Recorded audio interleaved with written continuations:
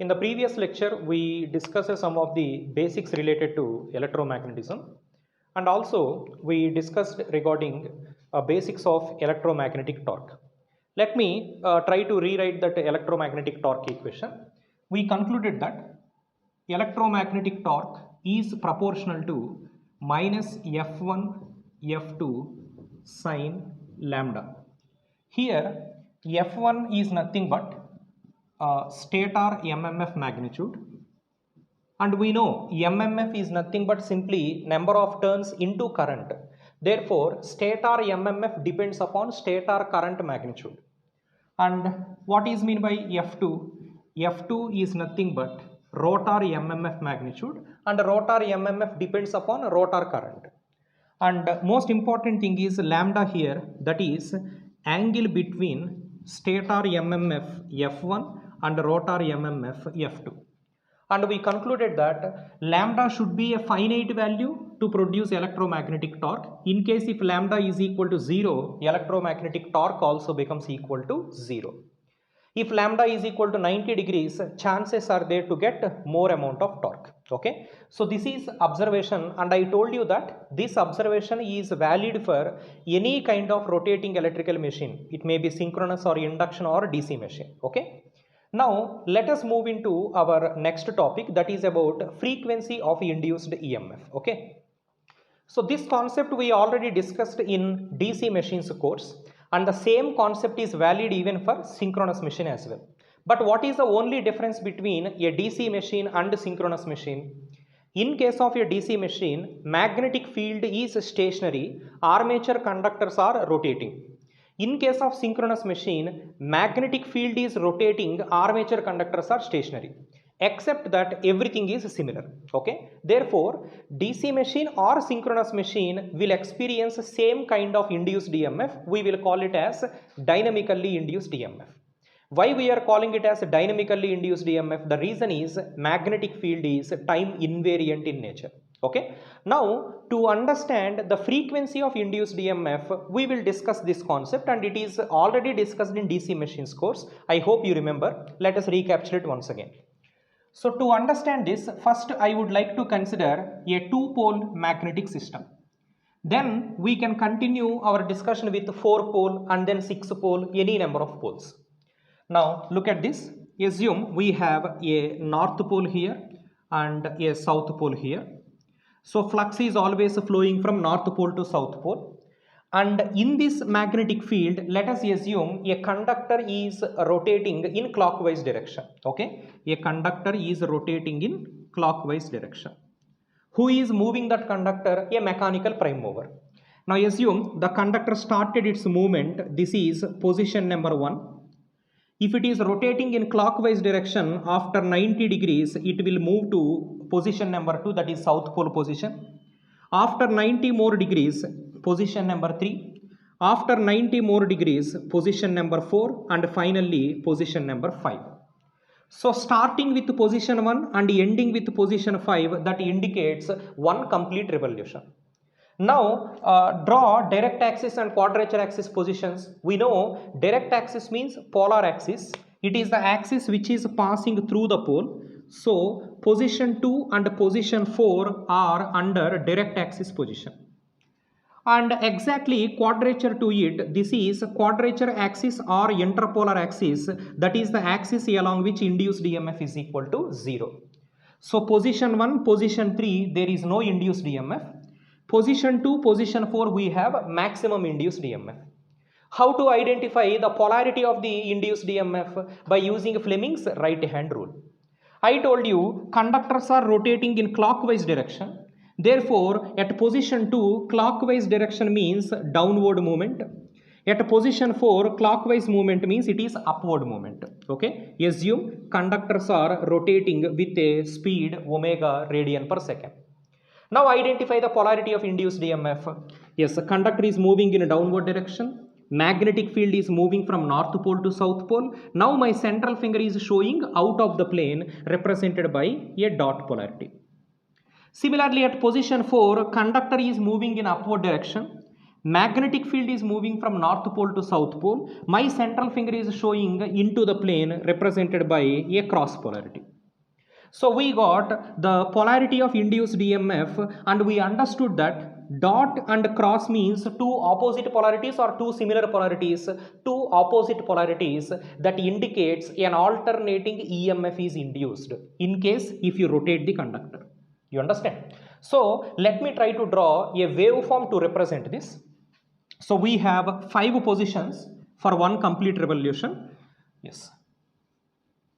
I am taking the space angle on x-axis, okay, and I am taking induced EMF on y-axis. What exactly mean by space angle? Space angle means it is the physical position of the conductor. Suppose if you start the conductor from here, this is reference like 0 degrees. And if I rotate physically the conductor by 90 degrees, it will come to position 2. So what is the angle from 1 to 2? 90 degrees. That is a physical angle. We will also call it as a spatial angle. From position 2 to 3, there is one more 90 degrees. Therefore, it is a physical space angle. That is what I am taking on x-axis. We have overall 5 positions here. Position 1, 2, 3, 4 and 5. At position 1 and 3, what is the induced EMF? 0. 1, 3, 5, there is no induced EMF. In position 2, we have a dot polarity. Suppose if I assume cross polarity as positive, then dot polarity will be obviously negative. Or you assume dot polarity as positive, then cross polarity will become negative. But don't treat both positive or both negative.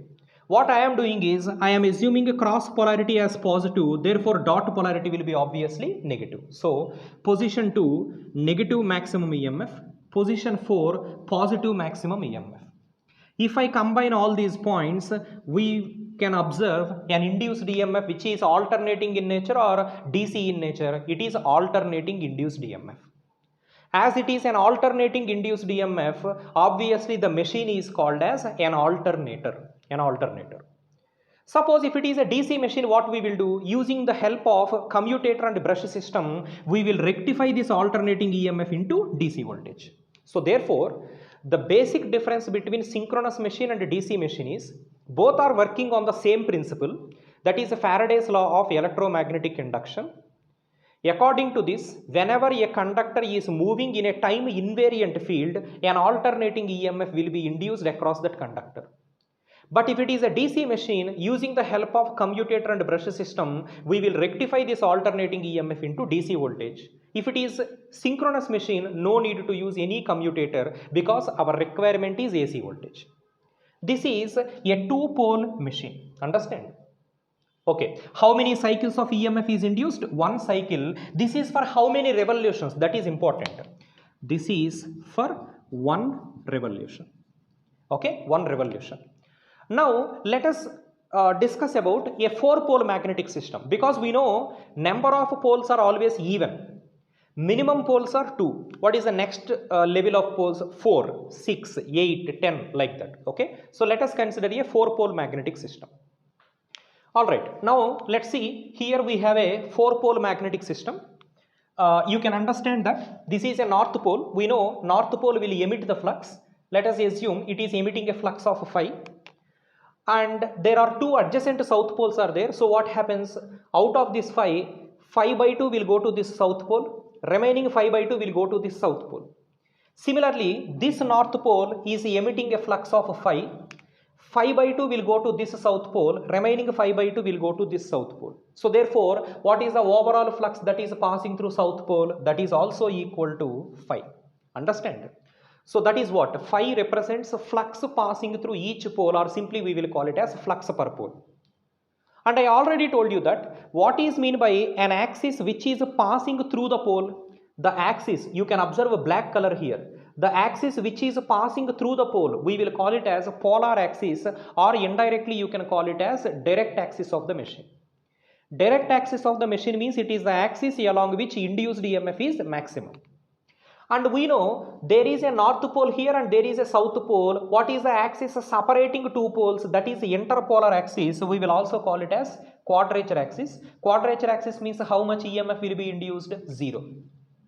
Now in this magnetic field, let us assume a conductor is rotating in clockwise direction. So this is, let us say, starting position, position 1. You can start from anywhere and assume the conductor is moving in clockwise direction. This is position number 2, position number 3, position 4, position 5. Like that, one complete revolution we are observing, position 8 and finally position 9. See, starting from position 1, ending with position 9, that indicates one complete revolution. In this movement of conductor, can you tell me what are the positions where induced EMF is equal to 0? Yes, induced EMF will be equal to 0 along quadrature axis. Quadrature axis means position 1, 3, 5, 7, 9. Direct axis means maximum EMF, that is position 2, 4, 6, 8. And how to identify the polarity of induced EMF? Fleming's right hand rule. According to that, you see position 2, conductor is rotating in clockwise direction. That means conductor is moving to the right side.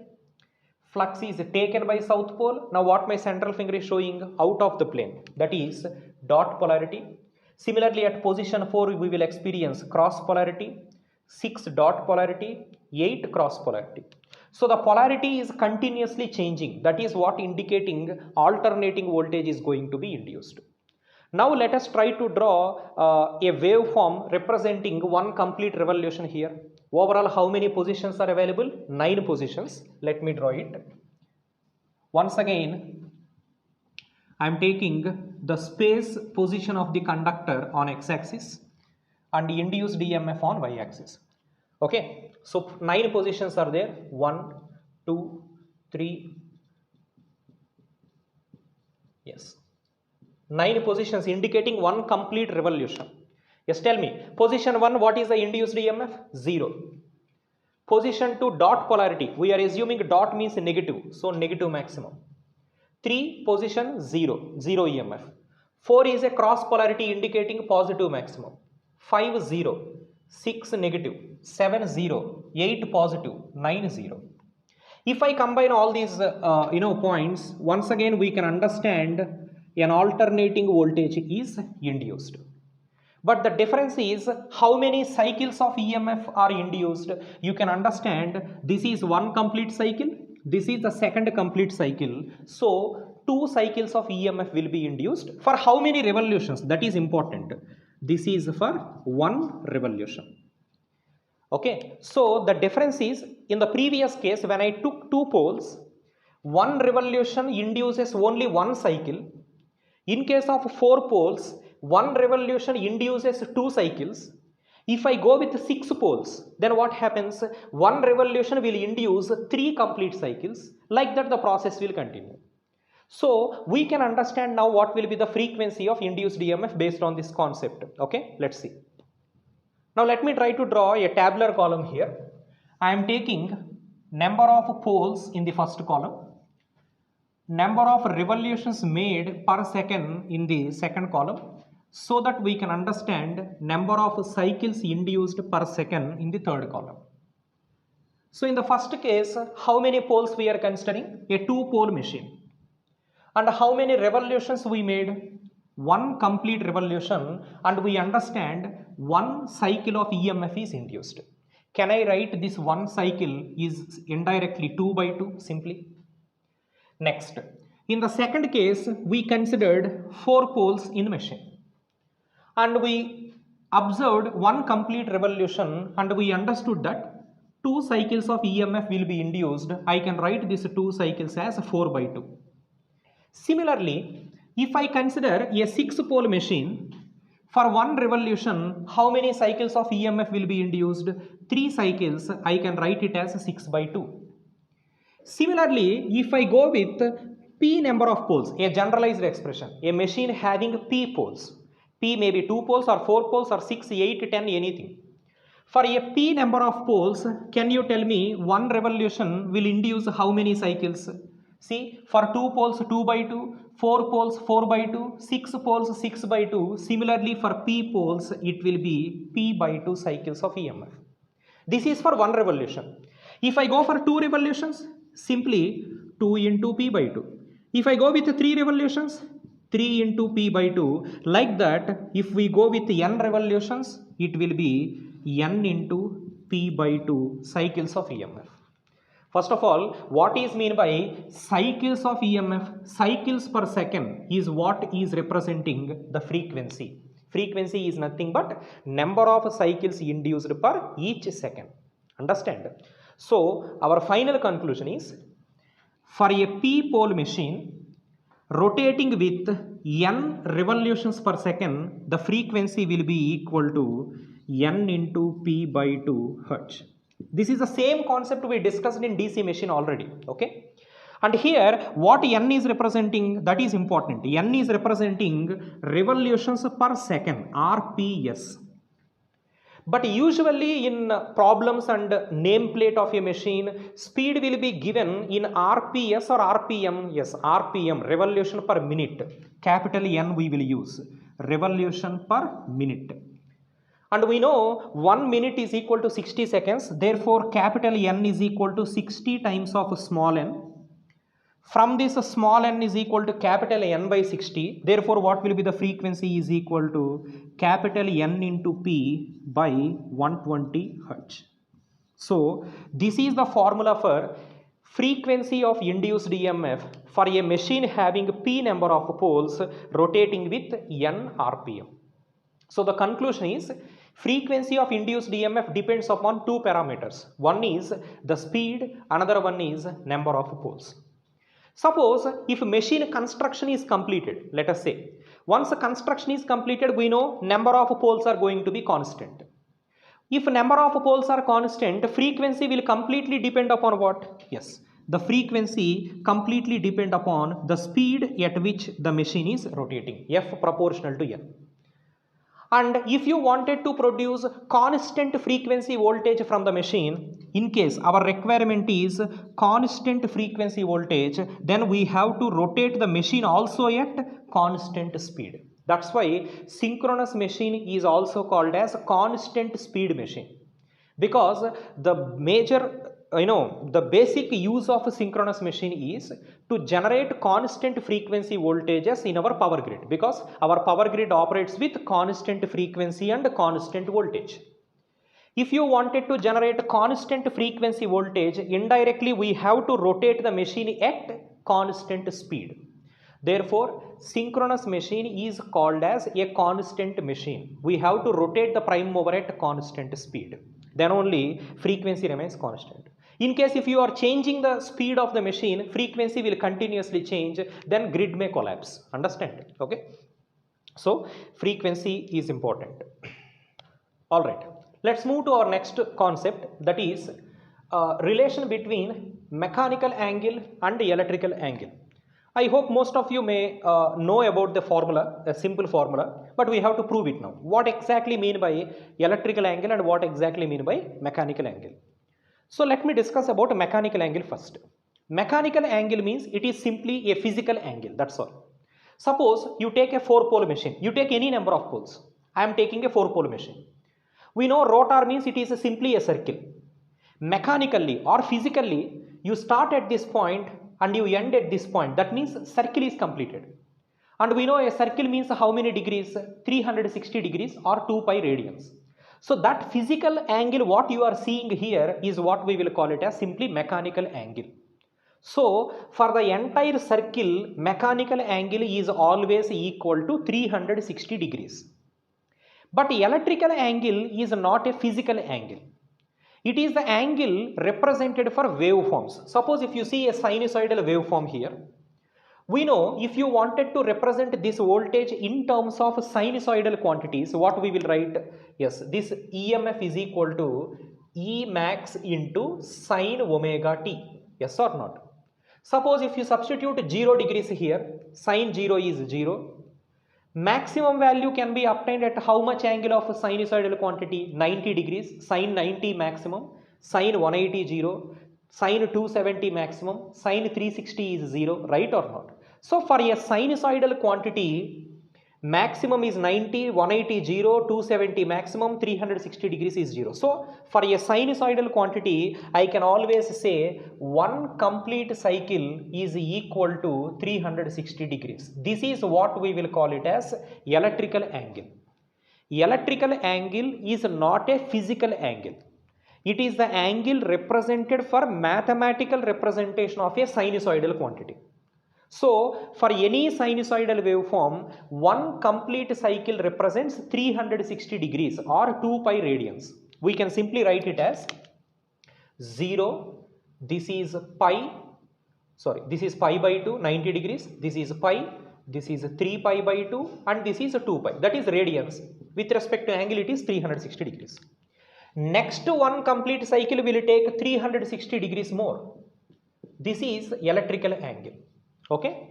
Then what is meant by mechanical angle? Mechanical angle is a physical angle, and for any rotor, one complete circle or one complete revolution will always represent 360 degrees mechanically, or physically a circle means 360. But electrically, one complete EMF cycle is equal to 360 degrees. Therefore, you tell me in this four pole system,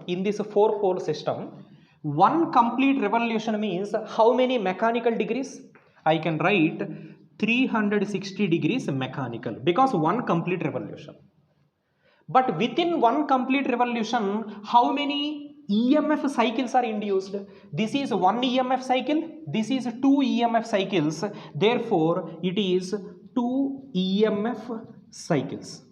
Am I right? One complete revolution, or simply let me write it as simply one revolution is equal to two EMF cycles. One revolution means how many mechanical degrees? 360 degrees mechanical is equal to 2 into, yes, one EMF cycle means how many electrical degrees? 360 degrees electrical. This is for how many number of poles? 4 poles. Suppose if it is a 6-pole machine, can you tell me one revolution will induce how many cycles? 3 cycles, you will get 3 here. For a 8-pole machine, you will get 4 here. So, I can write here, this 360 degrees mechanical is equal to, can I write this 2 is equal to simply 4 by 2 into 360 degrees electrical? Yes or not? Suppose if it is a 6-pole machine, you will get a 6 by 2. 8-pole machine, you will get 8 by 2. For a p-pole machine, you will get p by 2. So, therefore, what is the relation between electrical angle and mechanical angle now? So, 360 mechanical degrees are equal to 720 electrical degrees. Okay, so I can write electrical angle is equal to 720 degrees. Yes or not? 2 cycles means.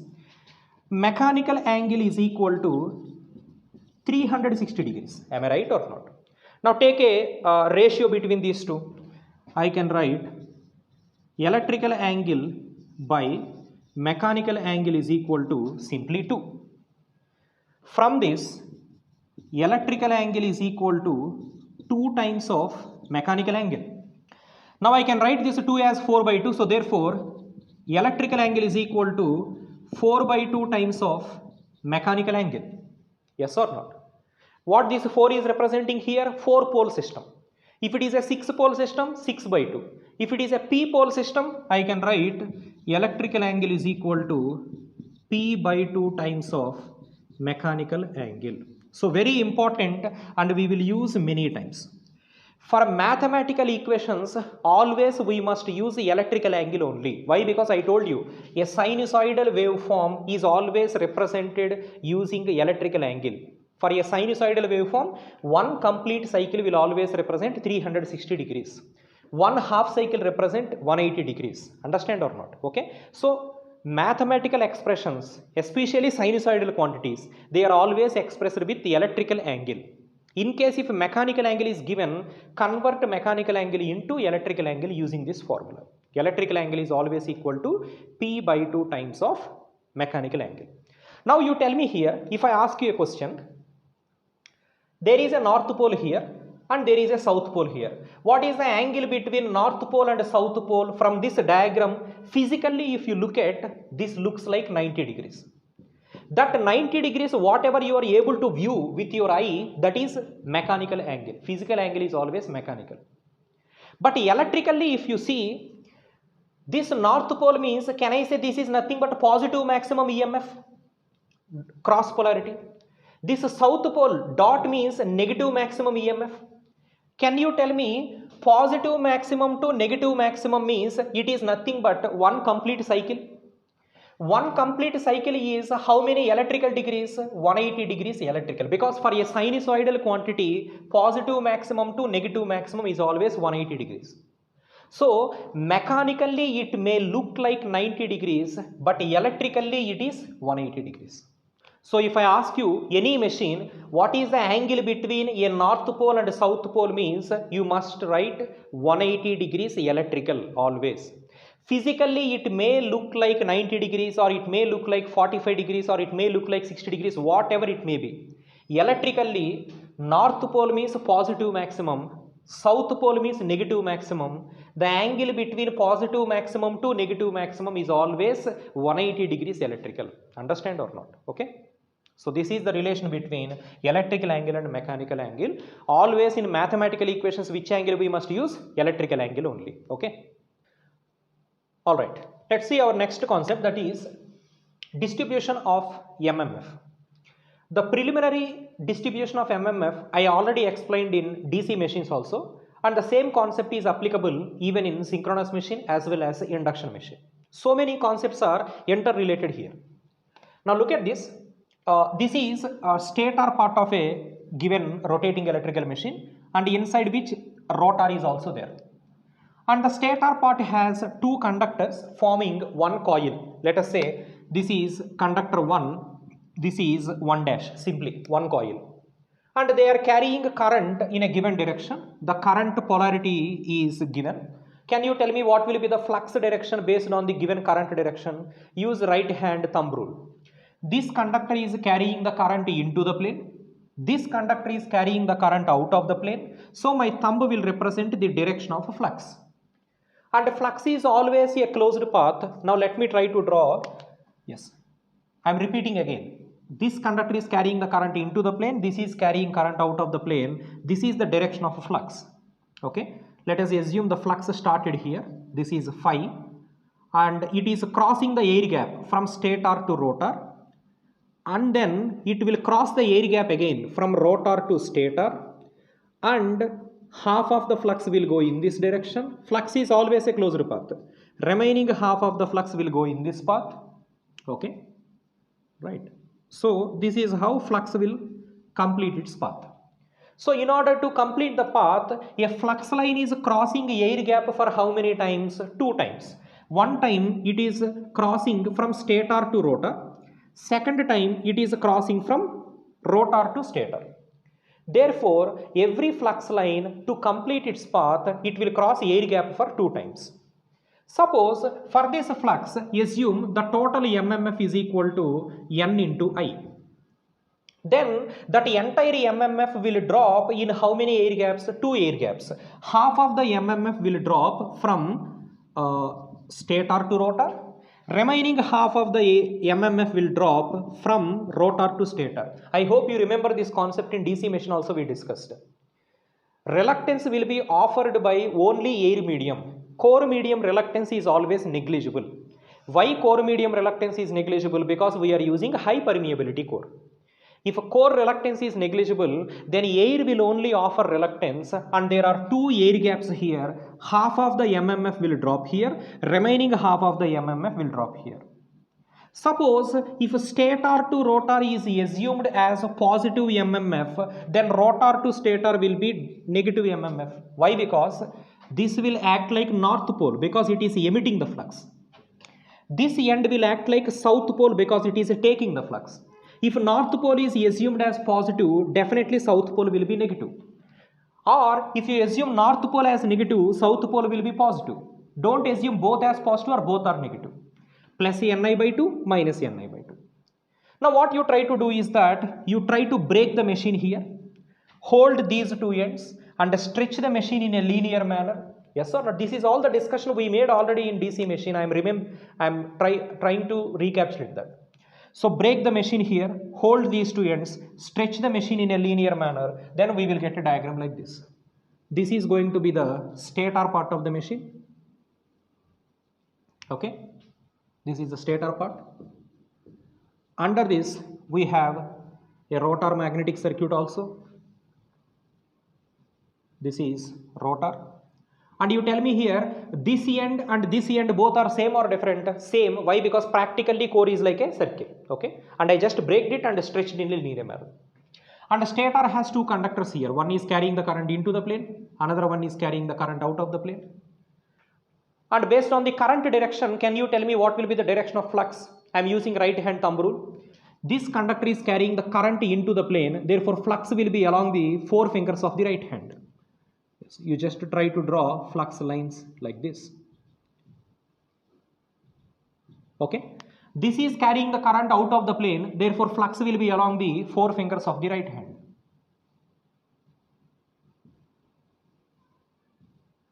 Okay. Now let us try to draw MMF waveform. So I am taking a neutral. Neutral means neither positive nor negative. It is zero polarity. We have conductor 1 and we have a conductor 2. Yes, tell me now, between this conductor 1 and conductor 2, only between these two conductors, if you look at all the arrow marks, flux lines are moving from stator to rotor or rotor to stator, stator to rotor. Stator to rotor means how much MMF is dropped, positive MMF or negative MMF? Yes, it is positive half. Right. Next, before this conductor, after this conductor, you look at the flux lines, they are moving from stator to rotor or rotor to stator, rotor to stator. You see the arrow marks. Rotor to stator means how much MMF will drop? Negative half, minus Ni by 2. So this is minus Ni by 2, this is plus Ni by 2, and there is a zero crossing here. So this is the shape of MMF offered by how many coils? Only one coil, 1 dash. In that 1 dash, what N is representing? Number of turns in that coil. I represents current carried by that coil. Okay, so this is MMF of a single coil. But in a practical machine, only one coil will be available or number of coils will be available? Number of coils will be available. We will draw MMF of each coil and we will add all of them so that we will get resultant MMF. So this concept we studied in DC machine already, and the same concept I am using here, and the same concept I will use in induction machine also. Because for any rotating electrical machine, preliminary basics are going to be very similar. This is MMF of one coil. And I will use the same MMF for all the coils and I will try to add them so that we will get the resultant MMF of the machine. Now let us consider a practical machine with 3-phase winding and we will try to draw MMF of each phase winding. Okay, let's see. Alright. Now let us understand MMF of a distributed winding. To understand this concept, I am taking a simple machine having 2 poles. I am repeating 2 poles. You can even consider 4 pole or 6 pole, any number of poles. I am considering a 2 pole machine with 3-phase winding. We know that any balanced 3-phase system, what will be the phase angle between each phase? Yes, if you take phase A, phase B, phase C, the angle between each phase should be equal to 120 degrees. Similarly, the machine what I am going to consider, I will be considering 120 degrees phase angle difference. Okay, let us consider this. See, yes. Assume this is the stator part of the given machine, and I told you it is a 2-pole machine. So let me divide this entire stator into 2 equal parts. Assume this is north pole effect, this is south pole effect. Okay, fine. Now this is north pole effect. And here we have south pole effect. Fine. Now under each pole I have to divide the stator frame into 3 equal parts. Phase A part, phase B part, phase C part. Okay. So entire north pole I would like to divide into 3 equal parts. Okay, so this is totally 180 degrees. This will occupy 60 degrees, 60 degrees and 60 degrees. Similarly, under the south pole also, I have to divide into 3 equal parts, 60, 60 and 60. Okay, so that I can provide a 3-phase winding. Now see, I am providing the windings here. Assume phase A winding started here, exactly opposite side we have A dash, because if I consider this is phase A winding, this is A, this is A dash. If A is a positive polarity, A dash will be a negative polarity, then only EMF will exist between these two. Now, positive polarity means it must be cross, negative polarity means it must be dot. Cross means it must be under the effect of north pole, dot means it must be under the effect of south pole. So that's what phase A winding is representing. Understand or not? Okay. So that's why A part is under north pole effect, A dash part is under south pole effect. Now, once phase A winding is done, phase B winding must start after how many degrees? 120 degrees. So, if you wanted to start after 120 degrees, okay, so this is where phase B will start. You start from here A and this is B, okay. So, there will be 120 degrees between these two. If this is B, exactly opposite side there will be B dash. Once phase B winding is done, after 120 more degrees, we have to wound C phase. So this is 60, 120, this is C, exactly opposite side, we need C dash. So this is how 3-phase winding will be wounded. You take a simple scale, you understand this angle is equal to 120. Okay? From B to C, there will be one more 120. From C to A, there will be one more 120. Okay, and one more thing, if A is a positive polarity, A dash must be negative polarity, that means exactly opposite side. This is north pole effect positive, this is south pole effect negative. Understand? Now, here my requirement is, I wanted to understand what is the MMF of distributed winding, and I will try to find out MMF of one phase winding initially, and then next phase winding will be the same but with 120 degrees displacement. That's all. Okay, I hope this is a critical concept, please try to concentrate. Okay, so first I will try to find out MMF of phase A winding. You got a waveform, you will get a waveform.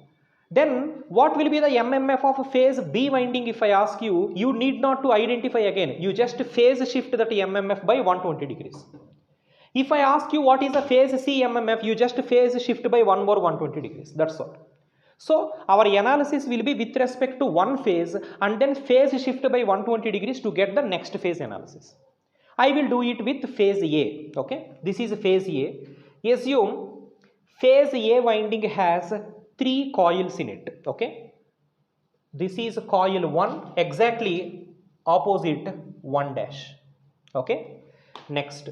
This is the second coil 2, exactly opposite we have this is A dash, 2 dash.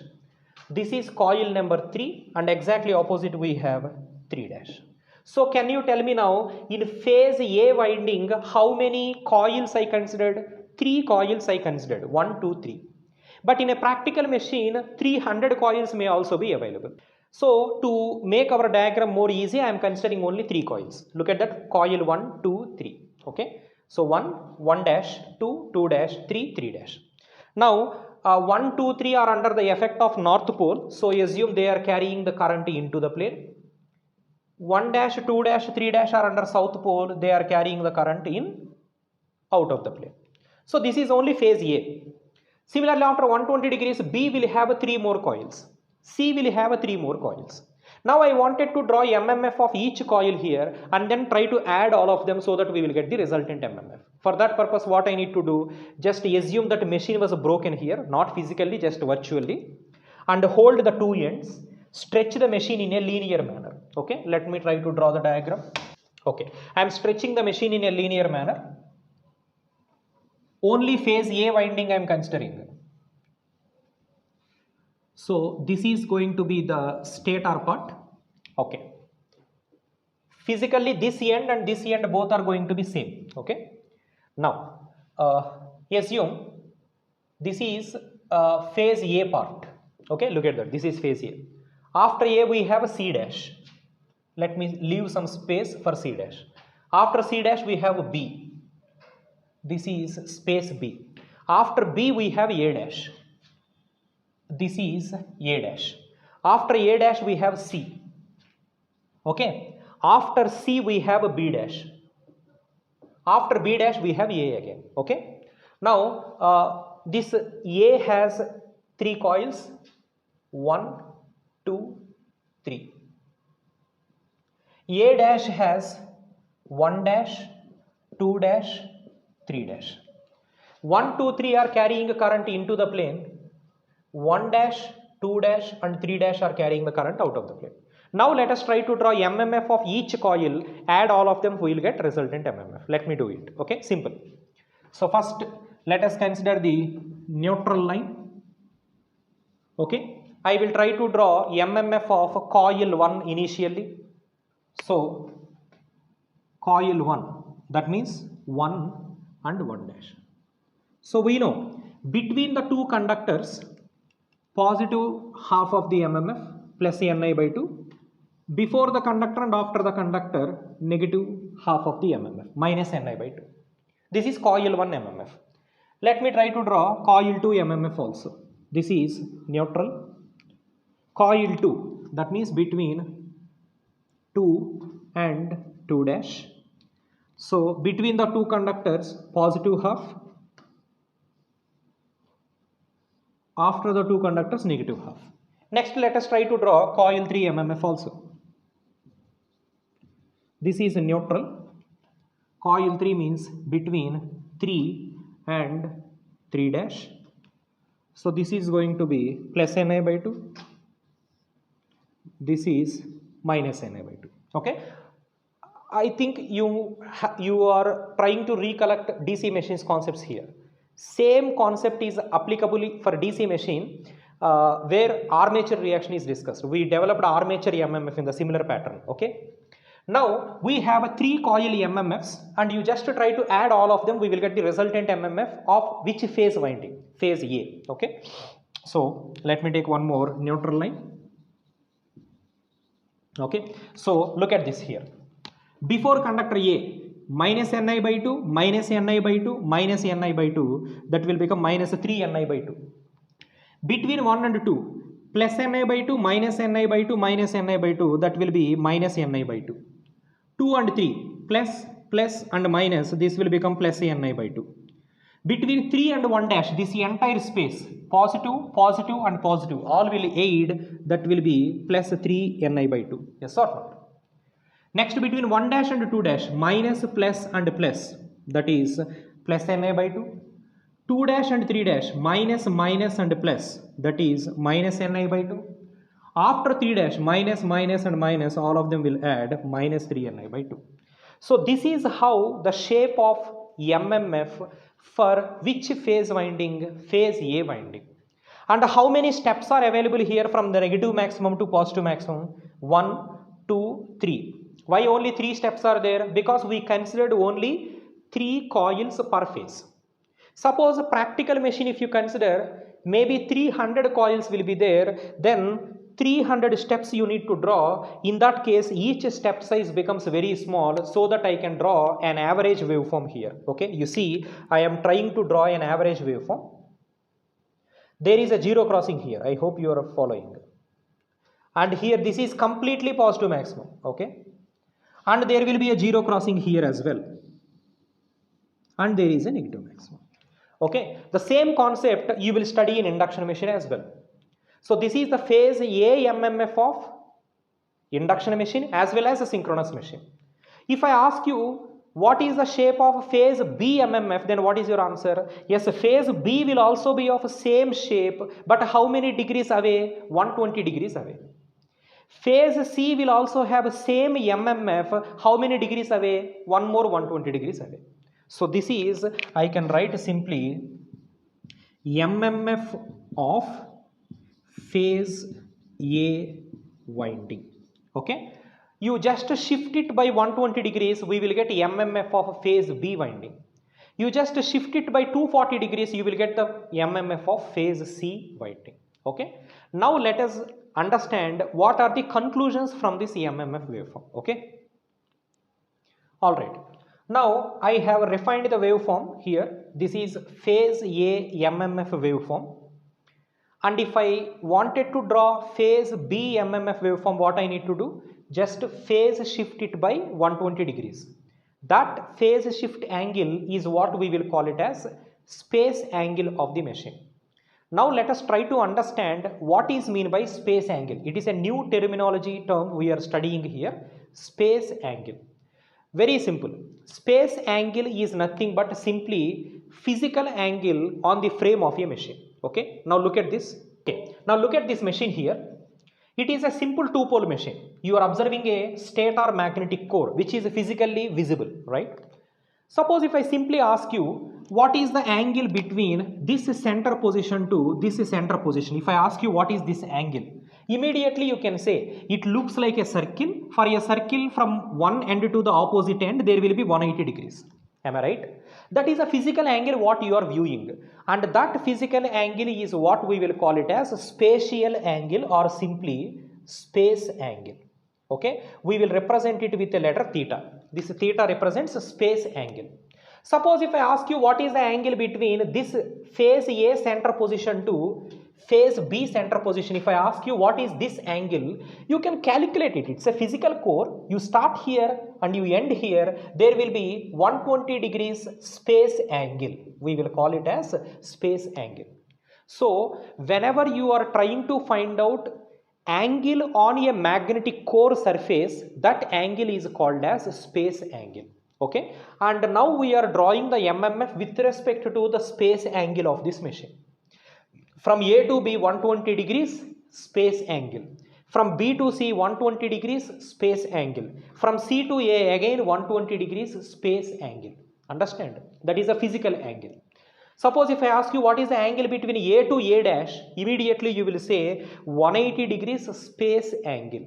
Okay, so therefore in rotating electrical machine, whenever we are drawing a flux waveform or MMF waveform on a magnetic core or in the air gap of the machine, it is always a physical space angle of the machine. Okay, space angle, right. Now this is phase A MMF of the machine on the space of the magnetic core or on the surface of the magnetic core.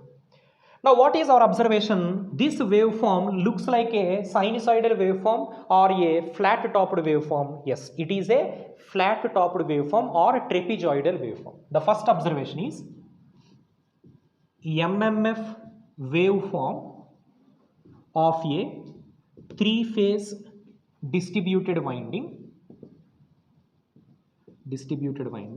is a trapezoidal waveform or flat topped wave. Trapezoidal waveform or a flat topped wave. Trapezoidal waveform or flat topped waveform means it is purely sinusoidal or non-sinusoidal. Definitely it is non-sinusoidal. Okay. Non-sinusoidal. This is our first observation. Okay. Now, even though it is non-sinusoidal, it is a symmetrical wave or unsymmetrical wave. Definitely a symmetrical wave. Positive half cycle and negative half cycle looks the same. As it is a symmetrical non-sinusoidal waveform, only odd harmonics will exist here or even harmonics also will exist. Only odd harmonics will exist. The second point, only odd harmonics will exist. Okay. So therefore our observation is, whenever you consider a three-phase distributed winding or any rotating electrical machine with a three-phase winding, the MMF or flux waveform will never be a pure sinusoidal waveform. It is a flat-topped waveform. And that flat-topped waveform will have a number of harmonics in it. In those harmonics, what is the first harmonic is called as fundamental harmonic, and we know individual harmonics are always sinusoidal or non-sinusoidal. Yes, individual harmonics are always sinusoidal. Okay, when you combine all the harmonics together, the resultant waveform is non-sinusoidal. Now let me try to draw fundamental waveform, third harmonic waveform, fifth harmonic waveform in this particular MMF wave. Okay, let me draw first fundamental wave. Yes, fundamental wave means the frequency of waveform is similar to original waveform. Okay, I hope you are seeing. This is fundamental MMF wave. I am repeating, fundamental MMF wave. Fundamental MMF wave of which winding? Phase A winding. If I ask you what is the fundamental MMF wave of phase B winding, shift it by 120 degrees. Okay, and this is with respect to which angle? Space angle of the machine or physical angle of the machine. As it is with respect to space angle of the machine, we will call these harmonics as space harmonics. Okay, one more point we understood, space harmonics. Okay, so why the name is given as space harmonics? Because the MMF distribution is spatially observed. Okay, therefore the harmonics created by that MMF wave are called as space harmonics. After fundamental harmonic, what is the next dominant harmonic? Third harmonic. What is mean by third harmonic? If a fundamental component completes one cycle, then third harmonic will complete 3 half cycles in that space. Okay, see, fundamental completed 1 half cycle, therefore third harmonic will complete 3 half cycles. Using which analysis we can separate harmonics? Fourier analysis, right? So let me try to draw. Yes, so this is third harmonic MMF waveform here. Okay, see, fundamental completed 1 cycle, 1 half cycle, third harmonic completed 3 half cycles. Okay, now you tell me here, from this space point to this space point, okay, fundamentally is positive or negative? Yes, it is clearly a positive waveform. Let us assume positive waveform is north pole effect. Okay, negative waveform is south pole effect. Now from the same space point to this point, third harmonic completed how many half cycles? 3 half cycles. This is negative, therefore south pole. This is north pole, this is south pole. Therefore my question is, in this space how many fundamental poles are there? Only one fundamental pole is there. In the same space, how many third harmonic poles are there? 3 third harmonic poles are there. Am I right? If I wanted to draw fifth harmonic MMF waveform, yes, see, fifth harmonic means how many half cycles must be completed in this space? 5 half cycles. And we know as the harmonic number is increasing, what about magnitude according to Fourier analysis? Decreases. Okay, let me try to draw 5 half cycles in this space.